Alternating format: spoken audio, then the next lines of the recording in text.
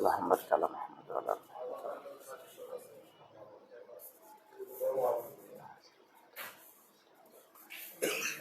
آل محمد.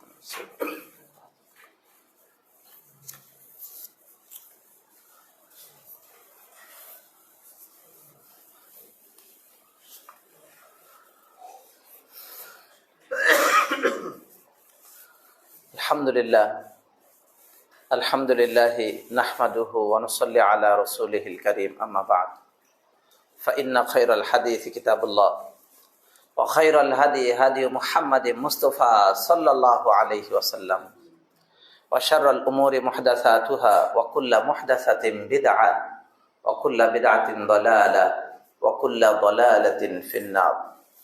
أما بعد فأعوذ بالله من الشيطان الرجيم. بسم الله الرحمن الرحيم. يا أيها الذين آمنوا اتقوا الله حق تقاته ولا تموتن إلا وأنتم مسلمون. يا أيها الذين آمنوا اتقوا الله وقولوا قولا سديدا يصلح لكم أعمالكم ويغفر لكم ذنوبكم ومن يطع الله ورسوله فقد فاز فوزا عظيما. أما بعد فأعوذ بالله من الشيطان الرجيم. بسم الله الرحمن الرحيم. قال الله سبحانه وتعالى فمن يكفر بالطاغوت ويؤمن بالله فقد استمسك بالعروة الوثقى لا انفصام لها والله سميع عليم. আলহামদুলিল্লাহ, প্রশংসা আল্লাহ রাব্বুল আলামিনের জন্য।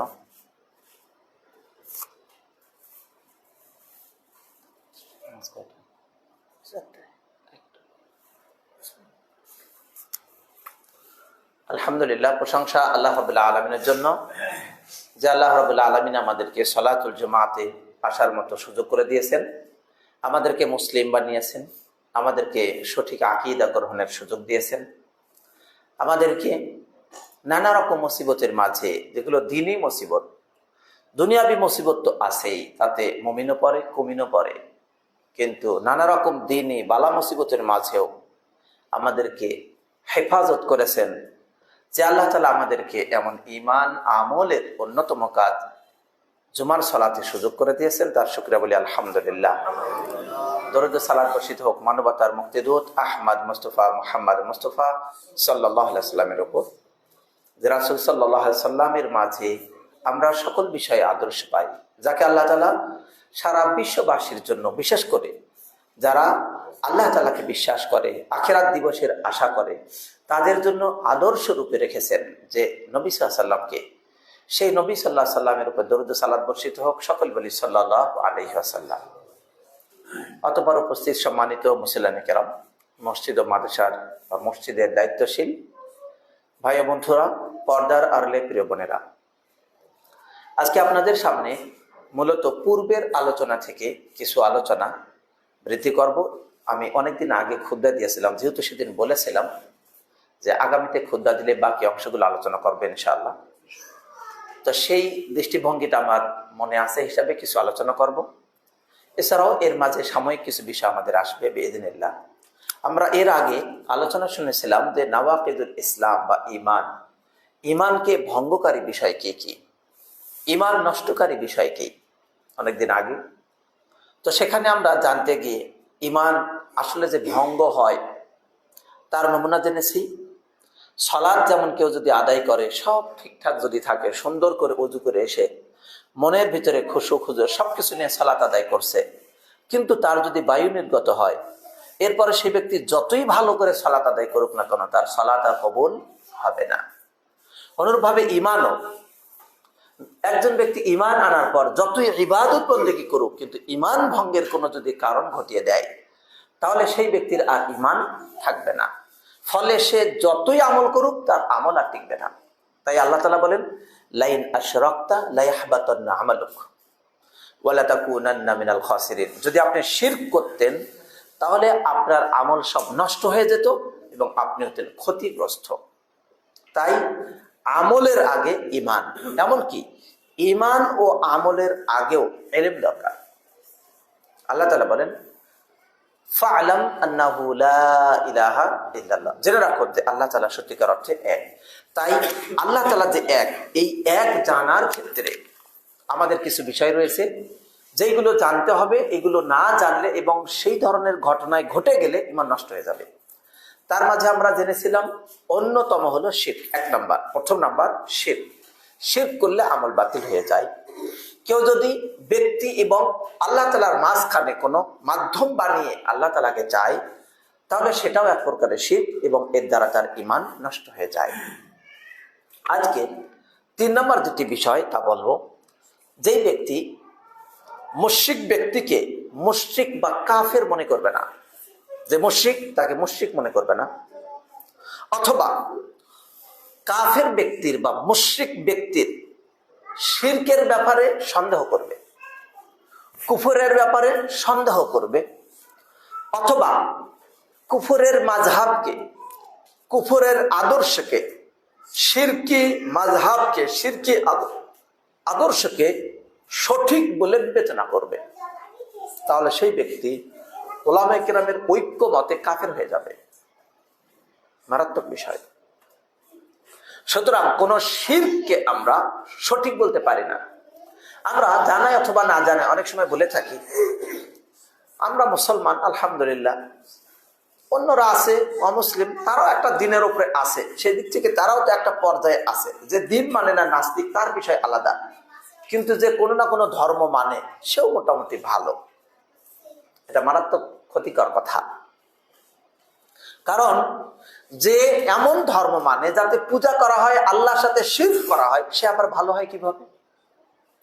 ভালোর কোনো জায়গা নেই। একজন ছেলে নামাজ পড়ে, ইবাদত বন্দেগী করে, ঠিক আছে, আপনি বিবাহের প্রস্তাব দিচ্ছেন, কিন্তু ওই ছেলেটা সবসময় অত্যাচার এবং জুলুম নিয়ে ব্যস্ত, অশ্লীল বেহাপনা নিয়ে ব্যস্ত।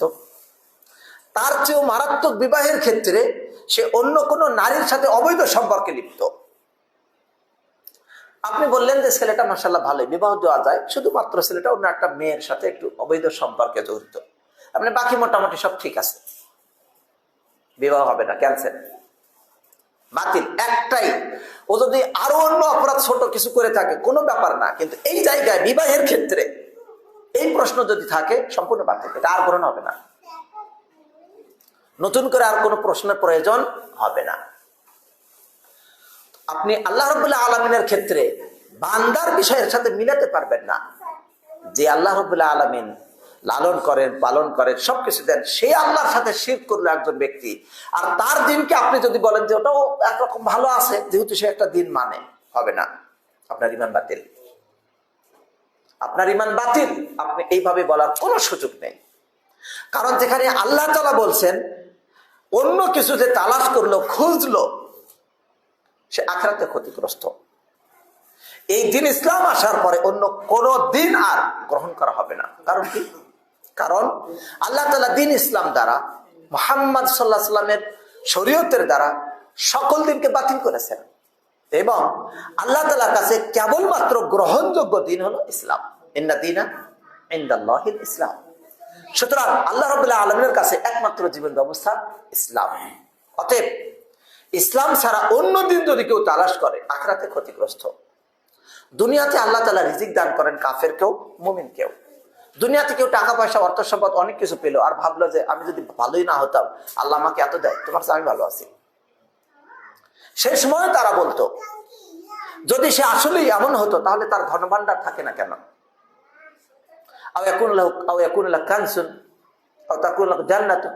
তোমার বাগান থাকতো, একটা ঝর্ণা থাকতো, অথবা তোমার কেন এমন এমন থাকলো না? কেন সে আমাদের মতো চলাচল করে? সে আবার কিসের রাসূল? এমনকি তারা অন্যদেরকে উপহাস করে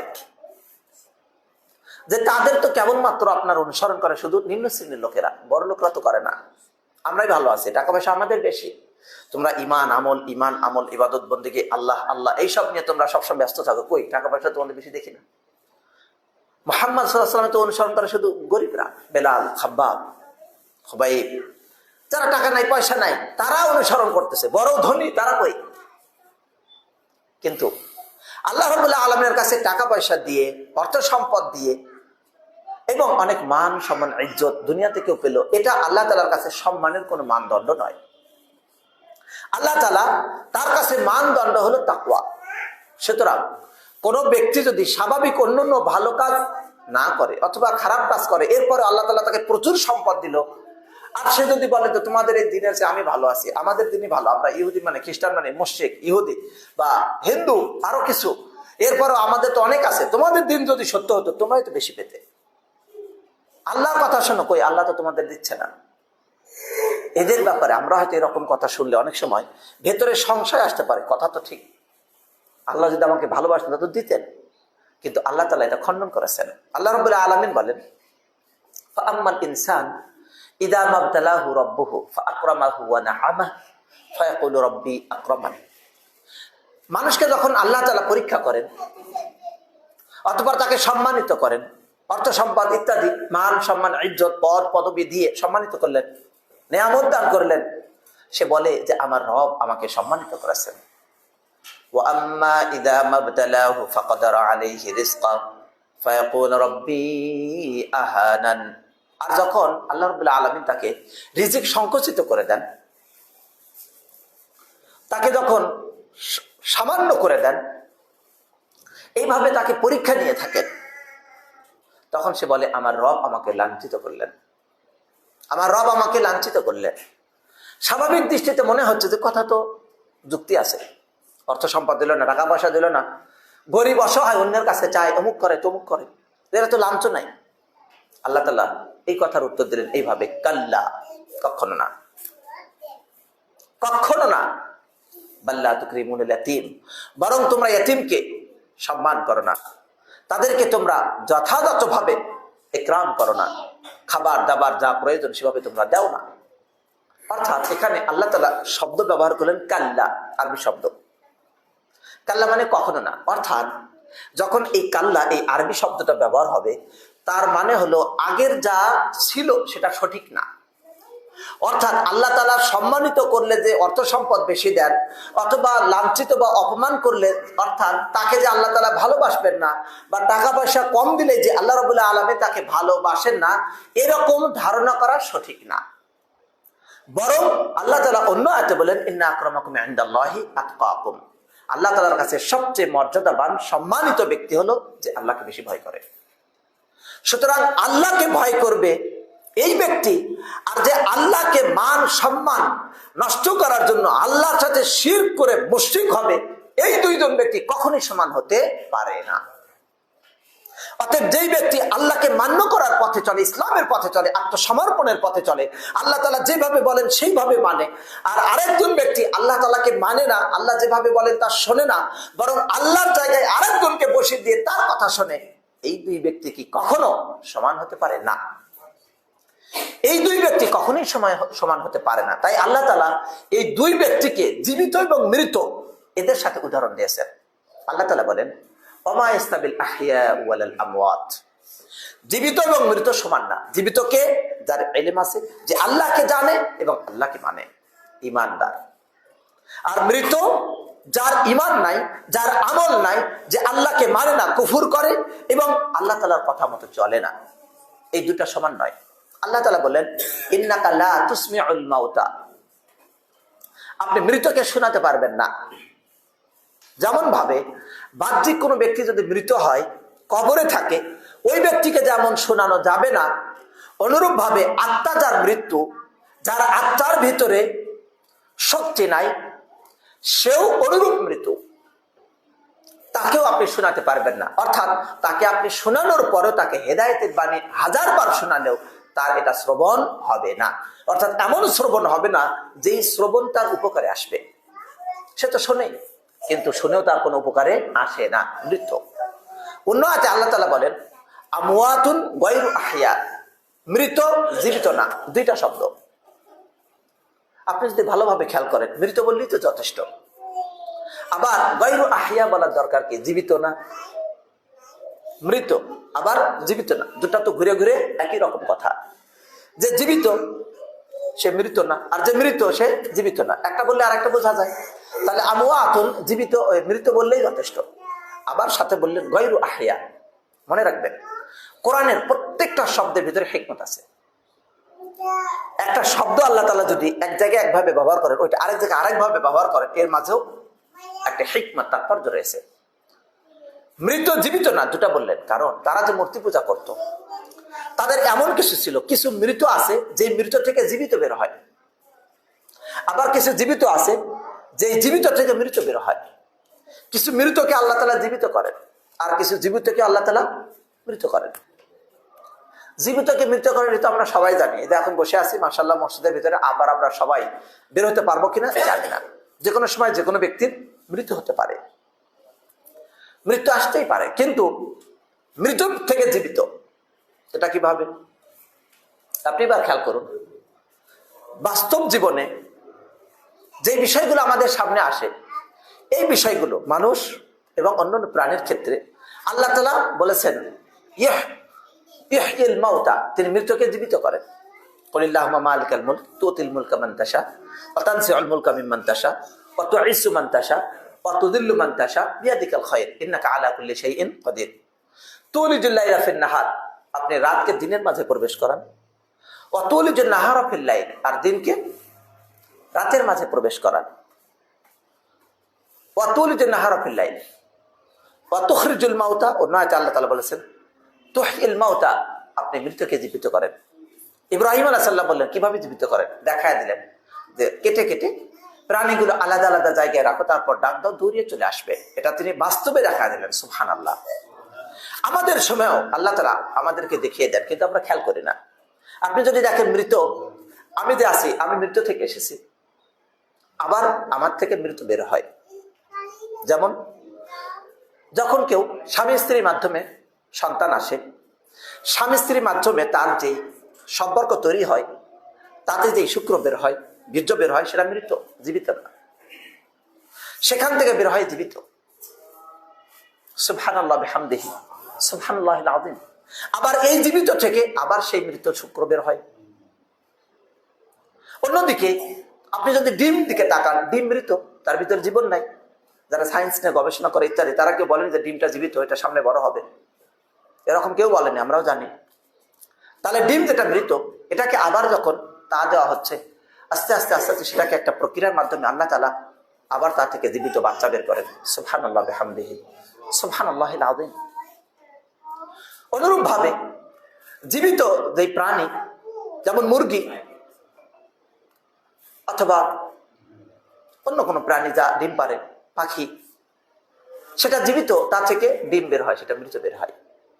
অনুরূপ ভাবে মুমিন ব্যক্তি, যে ব্যক্তি মুমিন ঈমানের উপরে রয়েছে, সে জীবিত।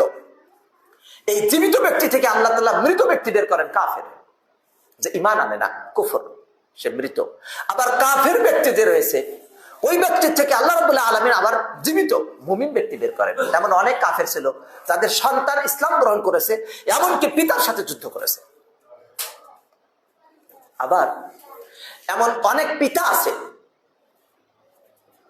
যেই পিতাই হয়তো মুসলমান হচ্ছে, তার যে সন্তান হচ্ছে সে মুসলমান হয় না।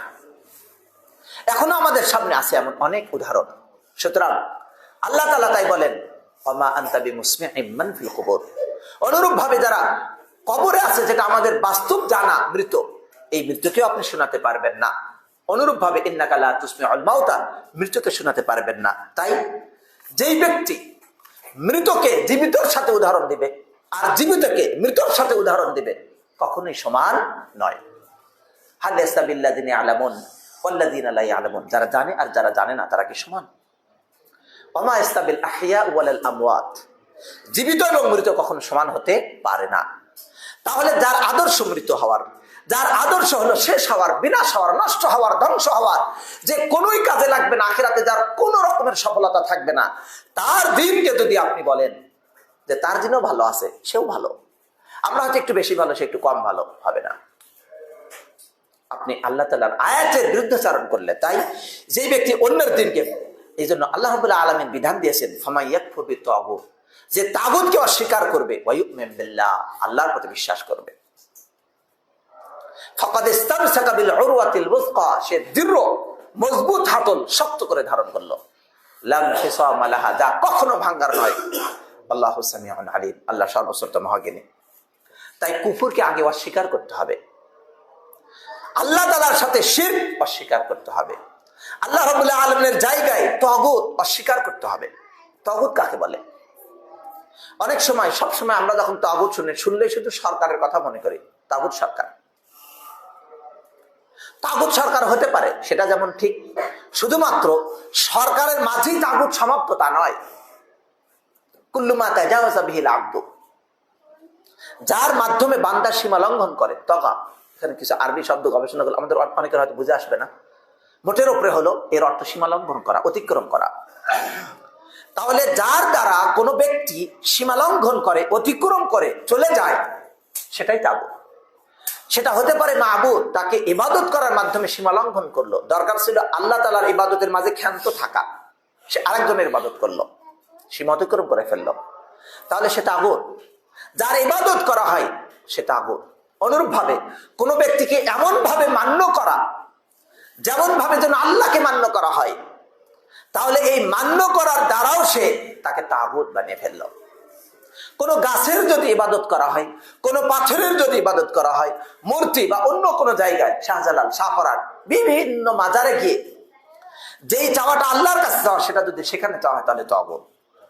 অন্যদিকে রাষ্ট্রীয় ভাবেও তাগুত, যেখানে আল্লাহর বিধান মানার কথা, আল্লাহর বিধানের জায়গায় যদি অন্যের বিধান নিয়ে এসে পালন করা হয়, সেটাও তাগুত। আর এই বিধান যে ব্যক্তি চাপিয়ে দিবে, সেও তাগুত। তাই তাগুতকে আগে অস্বীকার করতে হবে, তারপরে হলো ঈমান আনয়ন করা। আপনি যদি একটি ময়লা জায়গাতে, যেখানে ময়লা দিয়ে ভরপুর, সেখানে অনেক সুন্দর চারা গাছ নিয়ে এসে রোপণ করলেন, অনেক পানি দিলেন, কোনো ফল হবে না, কারণ সেটা উপযুক্ত নয়। ময়লাকে আগে দূর করতে হবে। আপনার কুফর নামক ময়লাকে অন্তর থেকে উঠিয়ে ফেলুন, এরপর পরিষ্কার করে তারপর ইসলাম নামক সৌন্দর্যকে সেখানে রোপণ করার মতো অবস্থা তৈরি করুন, তারপর রোপণ করুন, সেটা ফল দিবে।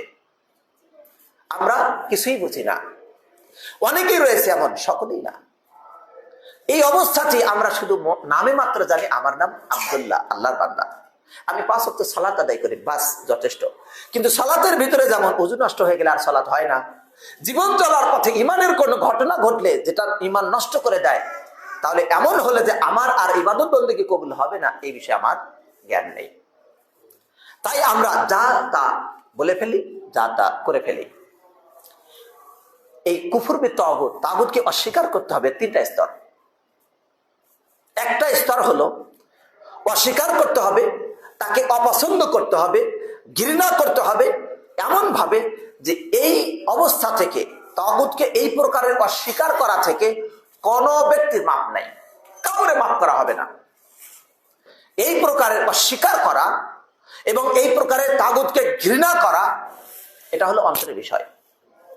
অন্তর দ্বারা প্রথমত তাগুতকে, কুফরকে ঘৃণা করতে হবে, এ ব্যাপারে কেউ মাপ পাবে না। আমার যদি মনের ভিতরে তাগুতকে, কুফরকে, শিরককে, বিদআতকে যদি অন্তরের ভিতরে ঘৃণা না জন্মে, আমার ভিতরে যদি ঘৃণা না থাকে, তাহলে বুঝতে হবে আমার ঈমান ঠিক নাই। এবার অন্তরের ভিতরে তার ঘৃণা থাকার পরে দ্বিতীয় নম্বর যেটা স্তর, এটা হলো সাধ্যের সাথে সম্পর্ক। তাগুতকে অস্বীকার করা, মুখ দ্বারা বলা, স্পষ্ট রূপে জানিয়ে দেওয়া যায় এটা তাগুত, এটা কুফর, এটা শিরক, সেটা হোক না রাষ্ট্রীয়, হোক না ব্যক্তিগত অথবা সামাজিক বা অন্য কোনো বিষয়ে, সেটা স্পষ্ট রূপে মুখ দিয়ে বলে দেওয়া। এই বিষয়ে শর্ত হলো সক্ষমতা থাকা। যদি সক্ষমতা না থাকে, অনেক হক কথা আপনি পক করে বলে দিবেন বটে, কিন্তু আপনার সক্ষমতা নেই, তাহলে আপনার এই সুযোগে বলার প্রয়োজন নেই, আপনি মাফ পাবেন। কিন্তু সক্ষমতা আছে, বললেন না, তাহলে আপনার জন্য পাপী হিসেবে আপনাকে গণ্য করা হবে বা ধর্তব্য হবে। সুতরাং সক্ষমতার সাথে সম্পর্ক। একজন ব্যক্তি কুফরকে অস্বীকার করে জিহ্বা দ্বারা, মুখ দ্বারা বলে ফেলে, এটা অস্বীকার করে, তাহলে সেই ব্যক্তি অবশ্যই উত্তম, যে ব্যক্তি শুধুমাত্র ঘৃণা করে তার চেয়ে। তাই আপনার যদি সক্ষমতা থাকে, তাহলে আপনি মুখ দ্বারা বলবেন যে এটা শিরক, এটা বিদআত, এটা খরাফাত, এটা অপসংস্কৃতি। এরপর এর চেয়ে উত্তম স্তর, যেটাও সক্ষমতার সাথে সম্পর্ক, সেটা হলো হাত দ্বারা বাধা দেওয়া। হাত দ্বারা বাধা দেওয়া, শিরকের আড্ডাখানা ইসলামের মাঝে বিস্তার করতে দেওয়া যাবে না। ক্ষমতা আছে, ভঙ্গ হবে। ইব্রাহিম আলাইহিস সালামের সক্ষমতা ছিল, তাই মূর্তিকে ভেঙে চুরমার করে দিয়েছেন এবং তাদেরকে চোখে আঙ্গুল দিয়ে দেখিয়ে দিলেন যে দেখো তোমাদের বড়টাই এটা ভেঙেছে। তারা বলল না। ইব্রাহিম আলাইহিস সালাম বললেন বাল ফাআলাহু কাবীরুহুম হাদা ফাসআলুহুম ইন কানু ইয়ানতিকুন, তাদের বড়টাকে জিজ্ঞাসা করো সে মনে হয় এগুলো ভেঙে দিল কিনা, যদি সে কথা বলতে পারে। তখন তাকে বললো ইব্রাহিম তুমি জানো না যে এরা কথা বলতে পারে না, কিভাবে জিজ্ঞাসা করব? তখন তিনি তার যিনি আপন সবচেয়ে কাছের পিতা তাকে বললেন ইয়া আবাদি লিমা তা'বুদু মা লা ইয়াসমাউ ওয়া লা ইউবসিরু ওয়া লা ইগনি আনকা শাইআ, হে আমার পিতা কেন আপনি তার ইবাদত করেন যে শোনে না, যে শুনতে পারে না, যে দেখতে পারে না, যে কোনো উপকার করতে পারে না, তার আপনি কেন ইবাদত করেন? এইভাবে তিনি চোখে আঙ্গুল দিয়ে দেখিয়ে দিলেন।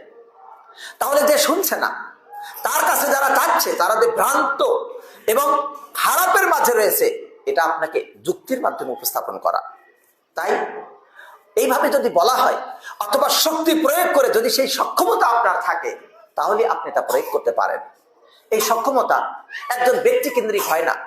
ইব্রাহিম আলাইহিস সালামের সময় সকলেই ছিল অমুসলিম, আর আমাদের দেশে মুসলিম অমুসলিম ভরপুর, উভয়ই আছে। আবার মুসলিমের মাঝে কোয়ালিটি আছে, শ্রেণীবিন্যাস আছে, কেউ পাক্কা মুসলিম, কেউ দুর্বল মুসলিম, কেউ তলানিতে মুসলিম। এখন এই জায়গাতে সবগুলোতে আপনি কাফের বললে হবে না, কারণ বোঝার ভুল। যদি বুঝতে পারে তাহলে সে সেটা প্রত্যাখ্যান করবে। তাই এগুলো সবগুলো দাওয়াতের মূলনীতি, কাকে কিভাবে দাওয়াত দিবেন এই অবস্থা বুঝে দাওয়াত দেওয়া। সুতরাং আপনি জোশে পড়ে যেখানে বোঝেই না, যারা বুঝতে পারছে না, আবার আপনি টিকতে পারবেন না, হঠাৎ করে এক জায়গায় গিয়ে একেবারে চুরমার করে দিলেন হিন্দুদের সকল কার্যক্রম। বিষয়টা এমন না।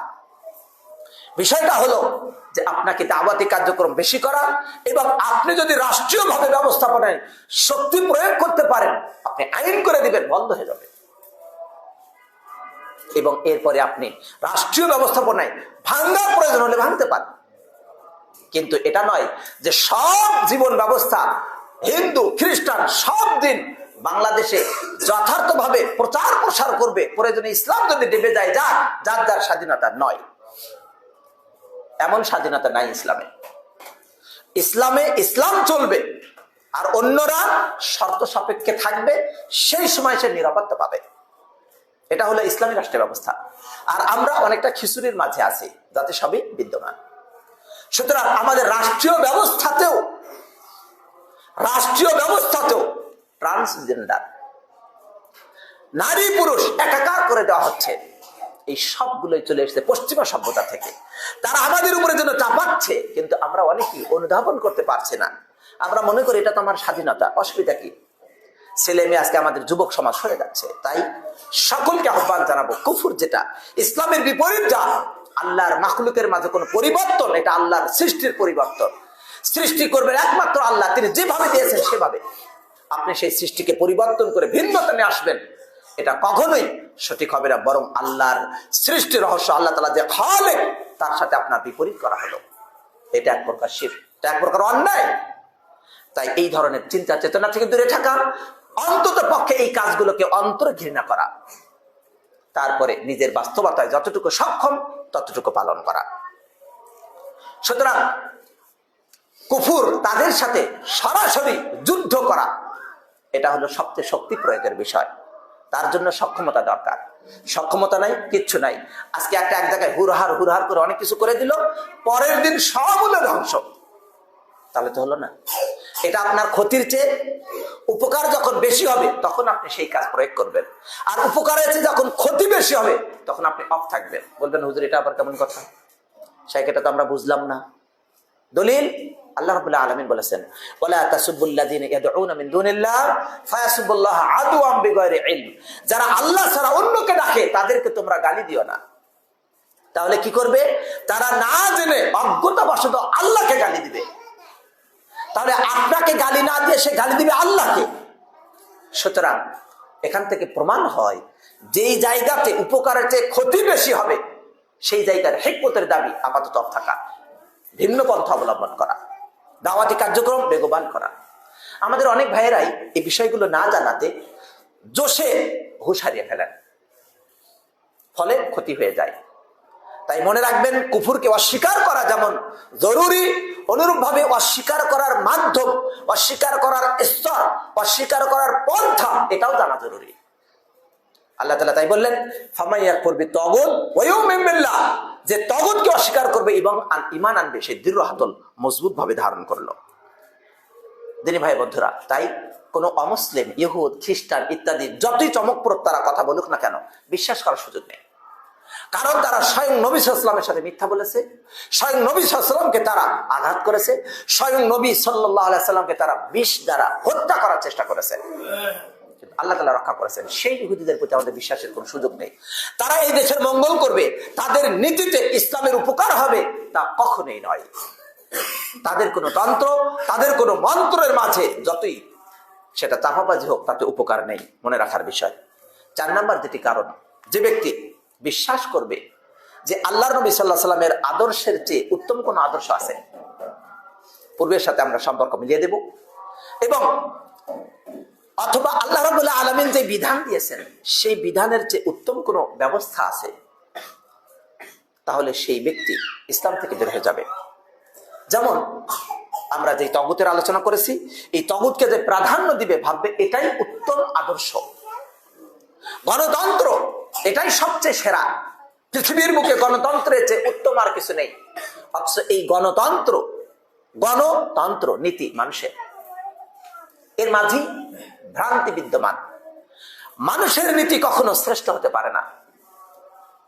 আজকে যদি আমরা খেয়াল করি, আমেরিকা যারাই আছে তাদের জন্য যেটা ভালো মনে হবে তারা সেই নীতি করবে। ওই নীতি বিশ্বের এমন প্রান্ত হতে পারে যেই জায়গাতে এই নীতি মোটেই চলবে না। তাহলে এক প্রান্তের মানুষ আরেক প্রান্তের খবর কিভাবে জানে? পুরাপুরি জানে না। অতএব তার জন্য উপযুক্ত নীতি কোনো মানুষ বানাতে পারে না। সারা বিশ্বের জন্য যেই নীতি, সেই নীতি কখনোই কোনো মানুষ বানাতে পারে না। কারণ মানুষের গঠন কাঠামো, মানুষের অবয়ব, মানুষের আচার আচরণ, মানুষের ব্যবহার, মানুষের তবিয়ত তথা মন মানসিকতা বিশ্বের বিভিন্ন প্রান্তে বিভিন্ন রকম। তাই বিভিন্ন জায়গা অবস্থা ভেদেও বিভিন্ন রকম চলাচল। তাই এক নীতি সব জায়গায় চলতে পারে না। আর সব জায়গায় কোন নীতি চলবে এই বিষয়টি তিনিই জানেন, যিনি সবকিছুকে সৃষ্টি করেছেন। সবগুলোর আদর্শ, সবগুলোর চিন্তা, সবগুলোর চেতনা, সবার অন্তরের খবর যিনি জানেন, তিনি সবকিছু জানার পর সামগ্রিক যে নীতি দিয়েছেন সেটাই শ্রেষ্ঠ। সুবহানাল্লাহ। অতএব আলা লাহুল খালকু ওয়াল আমরু তাবারাকাল্লাহু রাব্বুল আলামিন। জেনে রাখো, সাবধান, সৃষ্টি যার জন্য, আইন চলবে তার। বিশ্ব জগতের প্রতিপালক আল্লাহ কতই না বরকতময়। সুবহানাল্লাহ।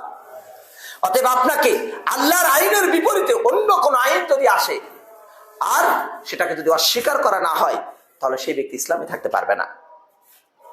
অতএব আল্লাহ তাআলা স্পষ্ট করে বললেন, ওয়ামাল্লাম ইয়াহকুম বিমা আনজালাল্লাহ ফাউলাইকা হুমুল কাফিরুন। যারা আল্লাহর জীবন ব্যবস্থা ছাড়া অন্য ব্যবস্থা দ্বারা ফয়সালা করবে তারা কাফের, তারাই কাফের। এরপরের আয়াতে আল্লাহ তাআলা আরো বলেছেন, ওয়ামাল্লাম ইয়াহকুম বিমা আনজালাল্লাহ ফাউলাইকা হুমুদ যালিমুন। যারা আল্লাহর বিধান ছাড়া ফয়সালা করবে তারাই জালেম। এরপরের আয়াতে আল্লাহ তাআলা আরো বললেন, ওয়ামাল্লাম ইয়াহকুম বিমা আনজালাল্লাহ ফাউলাইকা হুমুল ফাসিকুন। পর্যায়ক্রমে এক একটি 3টি শব্দ আল্লাহ তাআলা প্রয়োগ করলেন, যে যারাই আল্লাহর বিধান ছাড়া ফয়সালা করবে তারাই ফাসিক। এবার আমরা একটা গ্রহণ করি, কি তারাই কাফের, ঠিক না? কিন্তু আল্লাহ তাআলা নিজেই যে আরেক আয়াতে বললেন তারাই জালেম, তাহলে কি জালেম না কাফের? আরেক আয়াতে আল্লাহ তাআলা বললেন তারাই ফাসিক, তাহলে ফাসিক, জালেম নাকি কাফের, কোনটা ঠিক? সব ঠিক, সব ঠিক। আর আমার আকল ঠিক নাই। কিভাবে সব ঠিক? এই যে সব ঠিক, এই মানদণ্ডটা বুঝানো, স্তর বিন্যাস করা, এর জন্য আপনাকে জরুরি ইলম। যেই ব্যক্তি প্রকৃতপক্ষে আল্লাহ ছাড়া অন্যের বিধানকে সত্য বলে জানবে, সক্ষমতা থাকা সত্ত্বেও অন্যের বিধানকে বাস্তবায়ন করবে, যেখানে আল্লাহর বিধান মানার উপযুক্ত, আল্লাহর বিধান মানতে সক্ষম, অন্য বিধানকে প্রত্যাখ্যান করতে সক্ষম, এটা জানার পরেও, এই সক্ষমতা থাকার পরেও আল্লাহ তাআলার বিপরীত, আল্লাহ তাআলার বিধানকে ভালো না জেনে নিজের জানা অথবা অন্যের বিধানকে ভালো মনে করে সেটাকে চাপিয়ে দিবে, সেটাকে বাস্তবায়ন করবে, সেটার প্রতি নির্দেশনা দিবে, তাহলে সে কাফের হবে, সে কাফের। এক্ষেত্রে ব্যক্তিকে কাফের বলা আর এই কাজ যে করবে সে কাফের, দুইটার মাঝে পার্থক্য আছে। আমি বলবো জায়েদ কাফের, আর আরেকটি প্রশ্ন হলো যে এই কাজ করবে সে কাফের, দুইটার মাঝে পার্থক্য। আমরা এখানে ভুল করে থাকি যে এই কাজ করবে সে কাফের, এই কথা শুনে আমরা বলে দিই অমুক এই কাজ করেছে অতএব অমুক কাফের। না, পার্থক্য আছে, এখানে পার্থক্য আছে। এই বুঝতে যে এই পার্থক্যটা না বোঝার কারণে দ্বন্দ্ব ঝামেলা। সেটা হলো এই, যেই ব্যক্তি এই কাজ করবে সেই ব্যক্তি কাফের, আর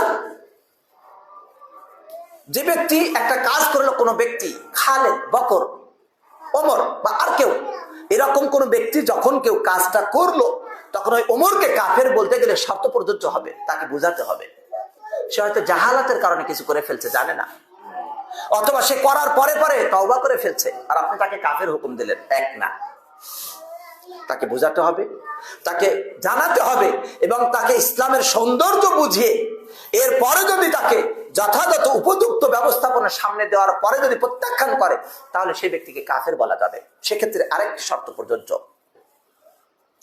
আপনি যাকে কাফের বলছেন সেই ব্যক্তিকে আপনি কাফের বলছেন বুঝানোর পরে, কিন্তু দেখা গেল আপনি এমন একজন ব্যক্তি যে আপনি বুঝাতেই পারেন না, তাকে আপনি একটা বুঝানোর পরে বলছেন আমি তাকে বুঝিয়েছি কিন্তু সে মানেনি, সে কাফের হবে না। আপনি না পারলে প্রয়োজনে যোগ্য উপযুক্ত ব্যক্তিকে দিয়ে তাকে বোঝানোর চেষ্টা করুন, অন্যথায় আপনি বলুন এমন কাজ যে করবে সে কাফের, শেষ। কিন্তু আপনার কাজ কি? যেই কাজ থেকে আমরা রক্ষা পেতে পারি না সেটা হলো এই যে আমি অন্তত বিষয়টা জানবো, চেষ্টা করব, নিজে বিরত থাকবো, আর অন্যকে হুকুম সেটা আলেমের মাধ্যমে দেব। তাহলে আমরা বুঝলাম যে ব্যক্তি কুফুরকে রচনা করে, কুফুরকে চাপিয়ে দেয়, সক্ষমতা থাকা সত্ত্বেও কুফুরকে মান্য করে, কুফুরের বিধান পালন করে, সে কাফের। সে ব্যক্তি হতে পারে, সে দায়িত্বশীল হতে পারে, উপরের হতে পারে, সর্বোচ্চ পর্যায়ের হতে পারে, যে কেউ হতে পারে। তবে কোন ব্যক্তি যদি আল্লাহর বিধান ছাড়া অন্যের বিধানকে সে যদি বুঝতে পারে যে এই বিধানটা সঠিক না, মনে প্রাণে বিশ্বাস করে যে গায়রুল্লাহ এর হুকুম চলতে পারে না, এরপরে তার লোভের কারণে, খায়েশের কারণে, দুনিয়াবী স্বার্থের কারণে অন্যর বিধান মতো ফয়সালা করে, কিন্তু সে জানে যে আল্লাহর বিধান চিরন্তন, আল্লাহ তাআলার বিধান শ্রেষ্ঠ, আল্লাহর বিধান দ্বারাই আমার ফয়সালা করা উচিত, কিন্তু তারপরেও অন্য কোনো কারণে, লোভের কারণে করে, তাহলে সে ফাসিক অথবা সে জালিম হবে, তাহলে সে কাফের না, কারণ সে আল্লাহর প্রতি ঈমান রেখেছে, বিধান চলবে আল্লাহ। আপনার কাছে ভাবতে কষ্ট মনে হয় যে কেমন কথা হলো, খুবই স্বাভাবিক। এবার আপনি নিজের ভিতরে প্রবেশ করান, এই যে বক্তব্য এটা শুনতে আপনি নিজের ভিতরে দেন। আপনি খেয়াল করুন, যেই ব্যক্তি জানে যে সালাত পরিত্যাগ করা কুফরি, মান তারাকা সালাতা মুতাআম্মিদান ফাকাদ কাফারা, যে ব্যক্তি ইচ্ছা করে সালাতকে পরিত্যাগ করলো সে কাফের হয়ে গেল, কুফরি করলো। এই মসজিদে এই জুমার সময় যারা আছি এখন যদি খোঁজ করি, একজন একজন করে যদি সকলকে জিজ্ঞাসা করা হয় আল্লাহকে সাক্ষী রেখে বলুন তো আজকের ফজরের সালাত কি আদায় করেছেন, তখন অনেকেই বলবেন না যে হুজুর মিছা কথা বলবো না, ফজরের নামাজটা আজকে পড়িনি। তাহলে আপনি জানলেন যেই ব্যক্তি সালাতকে অস্বীকার করলো, সালাতকে যে ব্যক্তি ইচ্ছা করে পরিত্যাগ করলো সে কাফের হয়ে গেল। তাহলে এই দৃষ্টিভঙ্গিতে যারাই ত্যাগ করলো তারাই কাফের। এবার যদি খালেদকে সামনে ডেকে বলা হয় খালেদ শোনো তুমি কাফের, কি হবে অবস্থা? অবস্থা জটিল, ঠিক না? তাহলে এইভাবে বলতে গেলে আগে প্রমাণ দিতে হবে, বুঝাতে হবে। তাহলে এখানে সালাতের ব্যাপারে আমাদের বুঝতে সহজ হয়, কিন্তু রাষ্ট্রীয় ক্ষেত্রে বুঝতে কঠিন হয়ে যায়। দিনী ভাই বন্ধুরা, প্রত্যেকটা জায়গাতে আপনাকে বুঝতে হবে সূক্ষ্মভাবে। না বোঝার কারণে এক একজন এক একভাবে ফতোয়া দিয়ে এলোমেলো করে ফেলেন। তাই আমাল্লাম ইয়াহকুম বিমা আনজালাল্লাহ ফাউলাইকা হুমুয যালিমুন, তারা জালেম। জালেম, জুলুম কাকে বলে? জুলুম হলো যেই ব্যক্তি, এর আরবি যদি বলি ওয়াদউশাই মাওদিহি ফি গায়রি মাওদিহি, যে জায়গায় যেটা রাখার না রেখে আরেক জায়গায় রাখা, সেটার নাম জুলুম। জুলুম ইনসান ইনসাফ, জুলুম, ইনসাফ বা আদল এবং ইহসান, তিনটি। জুলুম হলো যেটা আপনাকে মান্য করতে হবে, তার মান্য না করে আপনি অন্যরকম করলেন, আরেকটাকে সেখানে রাখলেন। যে ব্যক্তি হকদার, সেই হকদারকে হকের জায়গায় না বসিয়ে অযোগ্য ব্যক্তিকে যোগ্য ব্যক্তির জায়গায় বসালেন, এটার নাম জুলুম। অথবা যার যতটুকু প্রাপ্তি তা না দিয়ে আপনি কম দিলেন, এটা জুলুম। আর যে যা পাবে সেই প্রাপ্তি যদি দিয়ে দেন, সেটার নাম ইনসাফ, আদল। আর প্রাপ্তির চেয়ে যদি একটু বেশি দেওয়া হয়, সেটার নাম ইহসান। আল্লাহ তাআলা বান্দাকে জাহান্নামে দিবেন, এটা হলো তার আদল, ইনসাফ। কারণ বান্দা জাহান্নামের কাজ করেছে, ফলে সে জাহান্নামে, এটা ইনসাফ। বান্দাকে আল্লাহ তাআলা মাফ করে জান্নাতে দিবেন, এটা তার ইহসান, দয়া করা। আর আল্লাহ তাআলা জুলুম করবেন না, বিন্দু মাত্র আল্লাহ তাআলা কাউরে প্রতি জুলুম করবেন না। পৃথিবীতে অনেক মানুষ অমুসলিম ভালো কাজ করে, তার জন্য আল্লাহ তাআলা দুনিয়াতেই দিয়ে দিবেন, কিন্তু কমতি রাখবেন না, আখিরাতে তার কোনো অংশ নেই। দিনী ভাই বন্ধুরা, আজকে এই মানওয়ার যেই নিয়ম নীতি, মানব রচিত আইন কানুন, এইগুলো যদি কেউ তার দিকে ফয়সালা করে, তাহলে সেই ব্যক্তি হতে পারে জালেম, হতে পারে ফাসিক, অথবা কাফের। তার অবস্থা ভেদে বিধান আসবে। কিন্তু মোটের উপরে আমরা বলতে পারি, যে ব্যক্তি আল্লাহর বিধান ছাড়া ফয়সালা করে, সে কাফের, সে জালেম, সে ফাসিক। কোন ব্যক্তি যদি আল্লাহর বিধানকে অপছন্দ করে, তাহলে তার আমল বিনষ্ট হয়ে যাবে। এই কারণে যে আল্লাহ তাআলার বিধান তার কাছে আসার পরে আল্লাহ যা নাজিল করেছেন তাকে সে অপছন্দ করে, তাই এটা ইমানের শর্তকে বাতিল করে দিবে, ইমান থাকবে না। যেমন কোন ব্যক্তি যদি সত্যিকার অর্থে জানার পর এমন করে, তাহলে ইসলাম থেকে বের হয়ে যাবে। অন্যদিকে কখনো কখনো ইসলাম থেকে বের হবে না, ইসলামে থাকবে, কিন্তু তার ইমান কমতি থাকবে। এবার আমরা যদি খেয়াল করি, ইকামাতুল হুদুদ, হদ কায়েম করা, ব্যভিচার করলে তার জন্য রজম করা, যদি বিবাহিত হয়।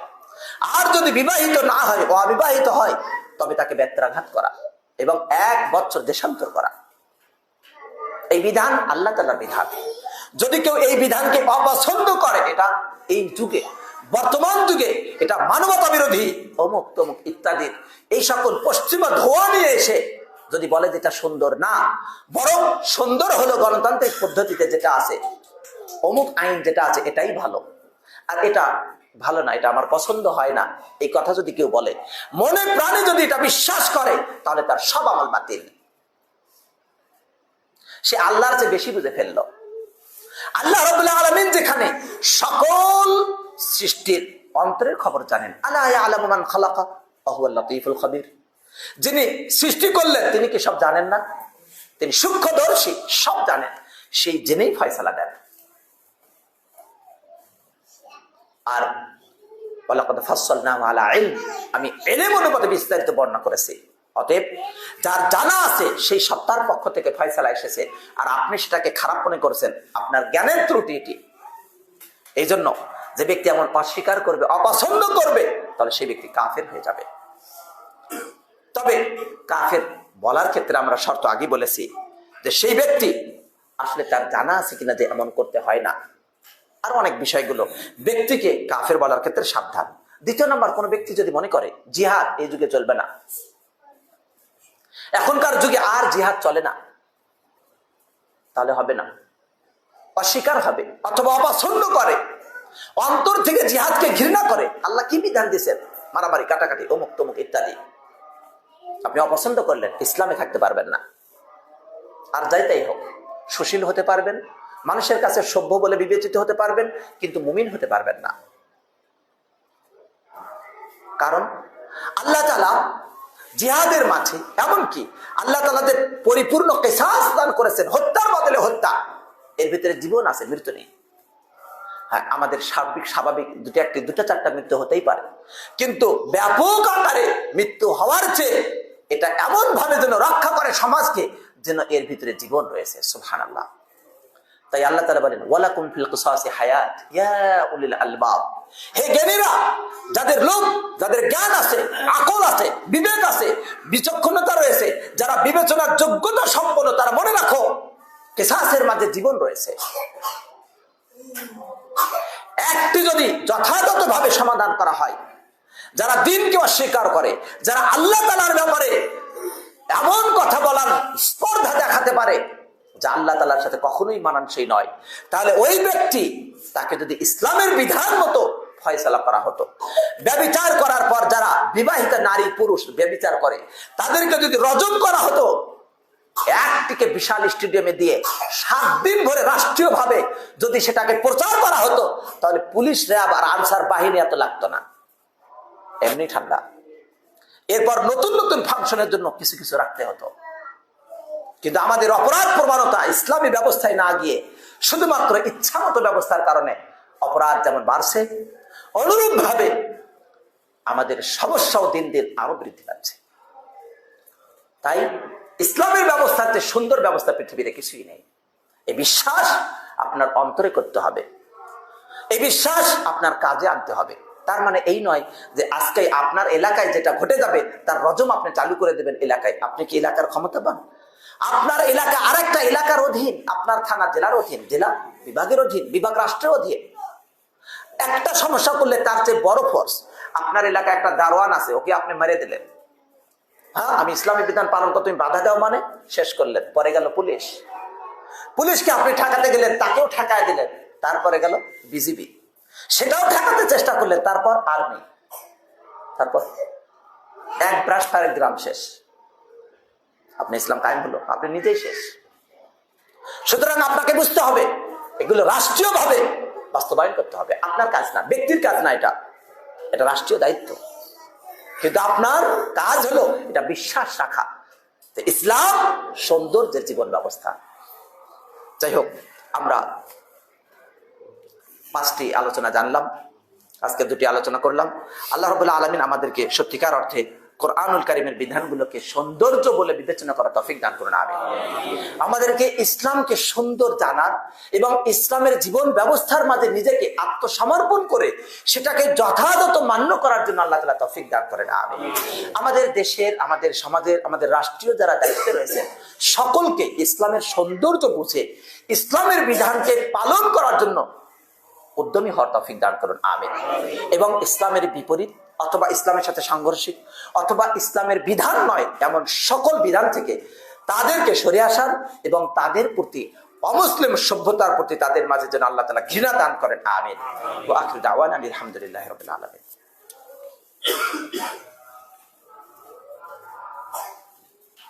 আলহামদুলিল্লাহ, আলহামদুলিল্লাহি কাফা ওয়া সালামুন আলা ইবাদিহিল্লাযিনা ইসতাফা, আম্মা বা'দ।